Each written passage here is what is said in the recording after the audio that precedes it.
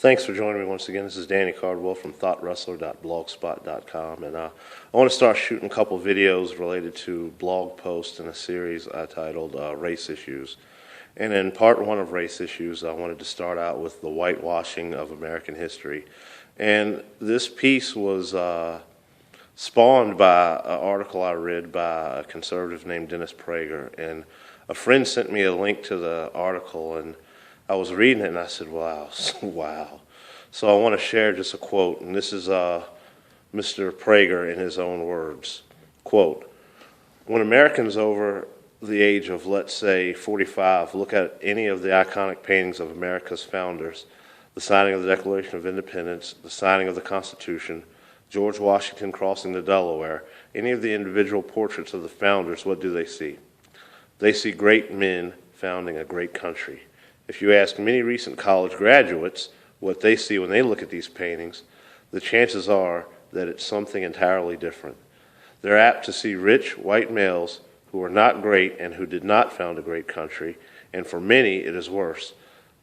These men are not only not great, they are morally quite flawed in that they were slaveholders or at least founded a country based on slavery. Moreover, they were not all racist, they were sexist, who restricted the vote to males, and they were rich men who were primarily concerned with protecting their wealth, which is why they restricted the vote to landowners." And that take on history is, it's overly simplistic. It's, in my mind, the syllogism or the analogy I came up with would be like a husband who abuses his wife, and his best friend is trying to convince the wife that she's overreacting. "Oh, honey, he's a good husband. He works hard. He takes care of the kids, and that abuse you're going through, that's, you can get over that." And for me, I don't think that's a simplistic comparison, because what it does is it focuses on just certain aspects of history and completely reduces those other aspects and the effect that they have on our current situation and the way history has progressed forward. Often the founding fathers are the only people that get this sort of retelling of history. I mean, I'll give you an example. How many people just remember O.J.Simpson as a really good football player, and he sold a bunch of products for companies after he got out of the game? I mean, no one remembers O.J. that way, and it's not about race, but it's about telling a whole story. This country was founded on, several principles that made it great, and at the same time, there were several aspects of the founding of this country that were blights on our history, and that, we shouldn't avoid talking about, that maybe we should focus on, and every generation make sure the next generation understands the mistakes that we made. Salem, Massachusetts being a prime example. I mean, you could burn a woman at the stake, and that was fine. No one thought any different. You could just accuse her of being worldly or wordy or just being a witch, and you could burn her at the stake, and that's fine. And to downplay that, to downplay the subjugation of women, and not just women, but in many cases, the mothers, the sisters, the wives of the founding fathers, and the mistreatment of women, would do a disservice to how far women have come. And as far as slavery, often you hear, well, it was over, you should get over it, and, we worked to end the evil that was slavery. And I say, well, congratulations, that's true. But we also lived with Jim Crow, and I'm not 40 years old yet, but, my parents went to segregated schools. Recently, last year, we dedicated 2 memorial markers commemorating the Rosenwald schools. The T.C. Walker, where my wife's mother went, and the Unionhurst schools in the community where my parents went to high school. So, I mean, those things weren't so far removed that they don't affect us. And the idea that the past has no influence on the present is just, it's laughable to think that. I was thinking long and hard about race, and it hit me that, there are almost like 4 categories of people, and I could be wrong, this isn't a solid theory, but, I've been around people that were like racial realists. men and women who understand that for some people race plays a dramatic role in their life, that their race has been used against them, and that at times their race has been a benefit or a privilege, maybe even an unrecognizable privilege. So racial realists, they go about the business of trying to understand these things, and inside that community you have people that are just activists. And then you have people that, there's some people that can just find race in anything.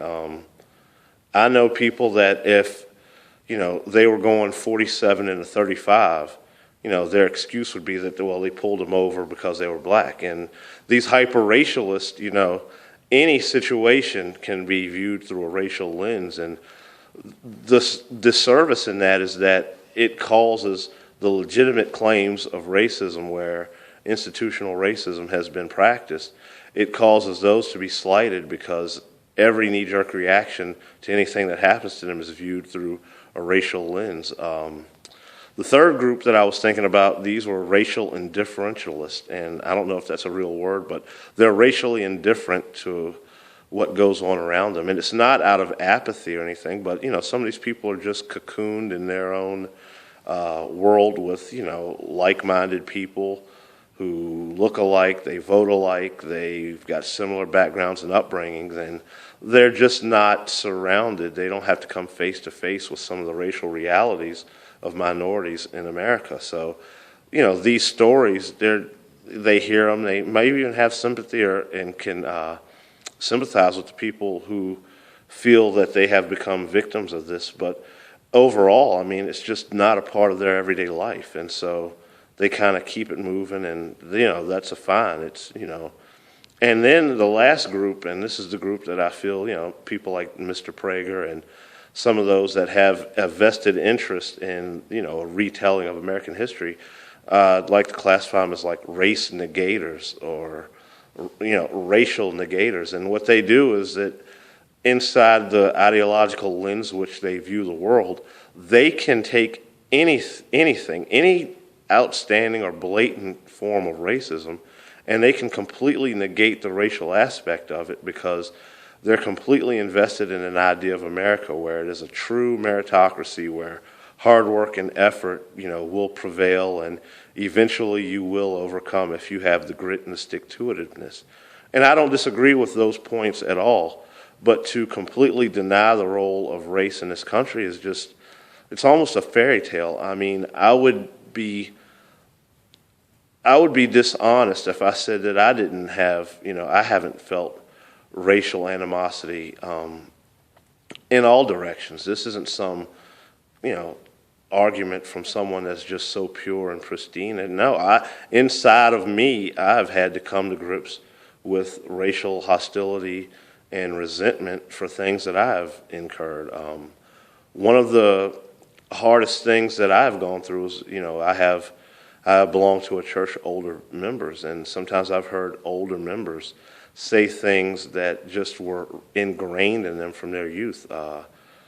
People that have, questioned their own viability, people that have doubted themselves because they grew up during a time when black intelligence and black beauty and all those things were questioned, and not only called into question, but called into question by the majority that, had all the power. And so the effects of that, systemic effects of that, it transcends our time. They take root in a time that, this country was vastly different. So I wouldn't want to disrespect the legacy of their march to equality. I am a direct benefit from that. Like I said, my wife, she was a presenter, and she worked behind the scenes hard to raise money for these historical markers to commemorate these Unionhurst schools. And it's something that is part of our history, and just because you talk about race doesn't mean there's any accusations there. And I know for some people it's very uncomfortable, but just talking about race doesn't accuse you of being racist. It's just something that's part of life, and I don't know that we get over it by denying it. So those are my thoughts. The post was titled Race Issues 1. and I would hope you could support the blog at thoughtwrestler.blogspot.com. Peace.